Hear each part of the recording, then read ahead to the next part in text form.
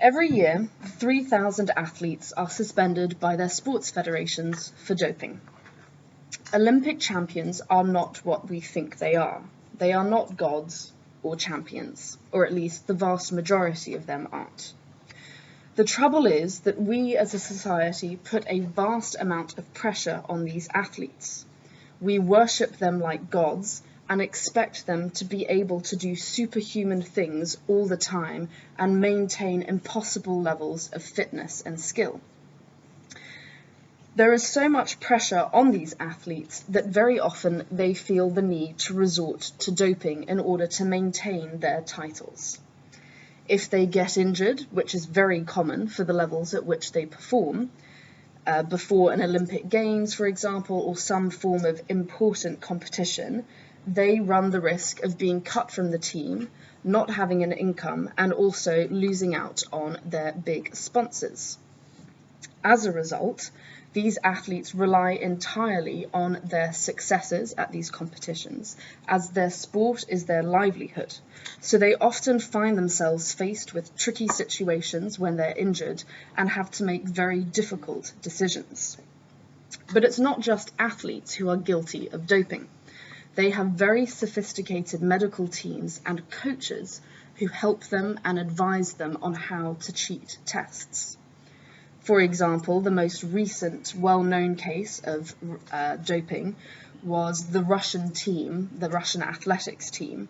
It came about that there was a kind of systematic form of doping. Their coaches were all giving them drugs, and all the athletes were knew about this, and it turned out that these were based on orders coming from the top levels of government. As a result, they were banned from competing in the Olympics, the country as a whole, all of Russia. Now, this is, of course, illegal, particularly in sport, but there is a very valuable black market of drugs, or rather of illegal drugs being used for doping, that are being bought by athletes and their medical teams. The most popular drugs include EPO, which many people associate with Lance Armstrong. Lance Armstrong was actually given EPO as a form of his cancer treatment, and this is when the idea first, maybe the light bulb came on in his head when he thought, oh, maybe I could use this for my cycling career because it really helps. Other drugs include testosterone and various different forms of steroids. Every year, this black market is worth $30 billion, and it is growing rapidly. Many athletes will spend as much as $100,000 a year on medication that isn't actually available on the market yet. As a result, these products are undetectable by the doping tests that are regularly carried out on these athletes. As a result, these detection doping tests are lagging about a decade behind the science that is discovering all these new drugs. And that is the main problem here. The doping tests are too slow compared to the science that is helping athletes perform at ever more incredible levels of their sports. It's very difficult to find athletes who are prepared to speak on how widespread doping is in sport because it's so taboo, and many athletes are actually put under pressure by their own sports federations to say, you mustn't sully the name of tennis, for example. If you speak out, then it's a money-making business, so the whole sport will collapse. Just by example, one athlete who did decide to speak out was a French hammer thrower. His name is Quentin Bigot, and he tested positive for a form of anabolic steroids. When he first entered into the sport professionally, he said, he thought he would never, ever dope. But over time, this gradually began to change as he realized that many of his other competitors were also doping. And so then he turned into saying more, I thought I would never get caught because everyone seemed so sure that it was really easy to get away with. Quentin Bigot was very successful as a junior athlete, and he actually won the gold medal at the European Junior Championships for hammer throwing in Tallinn. And he has confessed that this is actually the only medal he has ever won as a clean athlete. As he got off to an excellent start for his senior career, And it then came to the part of the period of the year in which he needed to qualify for the Olympic Games. And he just needed another 3 meters to qualify, and everything was going very well. And then he got injured. And his coach began saying to him, you know, you've got so much talent, we know that you're capable of doing this, but you're injured, and the next time the Olympic Games come around is another 4 years. Do you really want to spend this year's Olympics sitting at home watching them on your TV? If you don't take what I suggest you take, you won't be able to go. And so he trusted his coach. He was only 19 at the time, and took the drugs, managed to qualify, was promised that he wouldn't test positive, and he didn't. And at age 19, he was actually the youngest athlete, or youngest French athlete, at the London Olympics. So what exactly did he take? He took a drug called propionate, which is a form of natural testosterone, and it's a slow-release anabolic steroid. He also took another steroid called methandienone, and he was also taking stanosenol injections, which is something that a lot of bodybuilders use to make their muscles bigger. These drugs served to increase his muscle mass and thereby his strength, which allowed him to throw a lot further. He did this for 2 years without ever testing positive. This was due to the fact that the traces of the drug in your blood or your urine would disappear after 2 weeks. So you could take these drugs for up to a few weeks before a major competition, but still benefit from the effects. And you could also pass all your drugs tests. He saw a difference of 2 to 3 meters in his throws, which is a significant amount in hammer throwing. Eventually, he tested positive when he got a random test. Sometimes athletes will be visited at their homes by WADA testers. And so eventually he was caught out. His coach is also being investigated for helping him dope. And Quentin still maintains that he's only 50% responsible for doping. He does admit that he's guilty of cheating, but he also thinks that his coach should share an equal amount of responsibility. He has been banned from hammer throwing as a result. Now, of course, there is an organization that deals with tackling the issue of doping. It's called WADA, the World Anti-Doping Agency.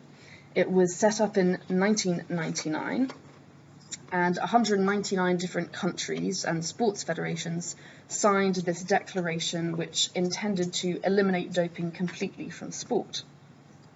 But in reality, WADA doesn't have very much power. It's up to the national sports federations to carry out the tests. What's more, in athletics, the main body is the IAAF, the International Association of Athletics Federations, and there's a bit of a conflict of interest because the IAAF owns TV rights, so they want to make money by broadcasting as much sport as possible and having as many people watch sport as possible, but they're also responsible for anti-doping, and obviously when athletes test positive, this is bad press for the sport. Now, the way that these doping tests are carried out is immediately, in athletics at least, the top 3 finishers will be tested, and then they also test random athletes. The top 3 finishers, so first place, second place, third place, will be tested immediately after finishing their race. They are accompanied to the toilets, literally inside the toilets, and the toilets have mirrors so that you can see exactly where the urine is coming from, and you can see their genitals. In some sports, athletes haven't been forced to remove trousers, but now that is the standard practice. And this is it might sound invasive, but this is largely because there was the infamous case of Mike Tyson, the boxer, who used to cheat his drugs tests by using a fake penis, which, yeah, it's true. So he would just fill the fake penis with someone else's clean urine, and then it would look like it was his penis coming out of his shorts, but it wasn't. It was someone else's. Well, not someone else's penis, it was someone else's urine. Anyway, I digress. Independent labs then test the samples. So there are 35 WADA-approved labs across the world, and each athlete has to provide 2 samples. One is tested, and then the other one is sent for further analysis in case anyone has slipped under the radar. All of these samples are anonymous. WADA tests for 400 different molecules, and every year the list of banned substances is updated.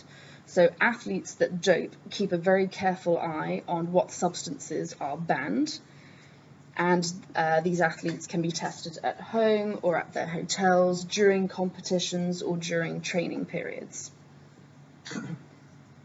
Now, the materials and tests are the same in all countries and for all sports federations, and the IAAF, or WADA rather, have recently brought about this idea of a biological passport.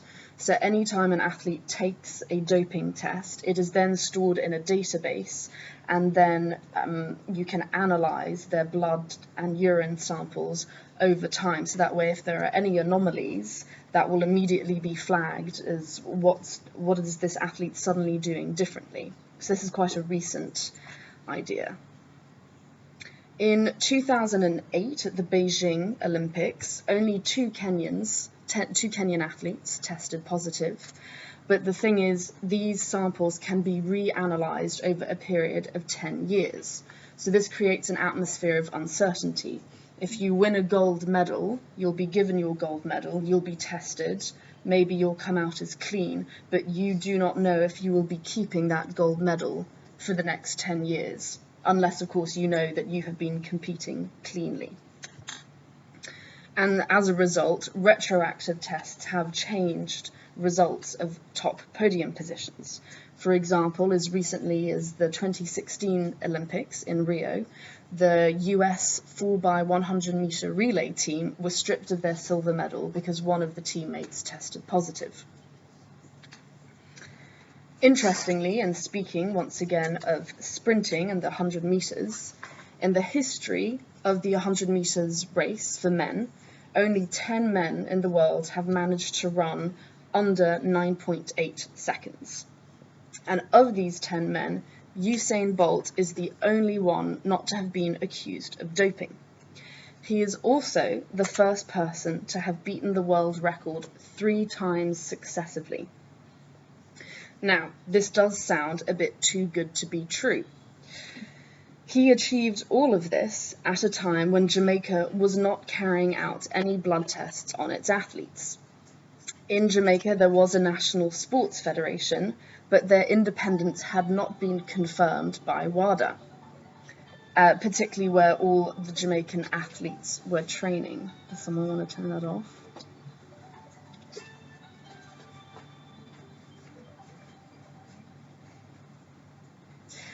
Many people called this particular area where Jamaican athletes were training a doper's paradise. These high-level athletes were being tested at major sports events in other countries, but never while they were training in Jamaica. So many people are wondering whether Usain Bolt really did compete clean. Once again, Kenya is similar. Each country is supposed to have independent national sports federations, but Jamaica and Kenya don't actually have anti-doping programs. And often when you look at athletics medal tables, Kenya and Jamaica tend to do very well.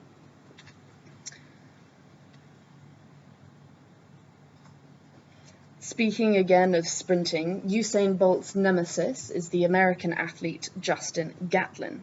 He has been suspended twice for taking amphetamines and testosterone, and he was banned, but then returned to the sport at the age of 32.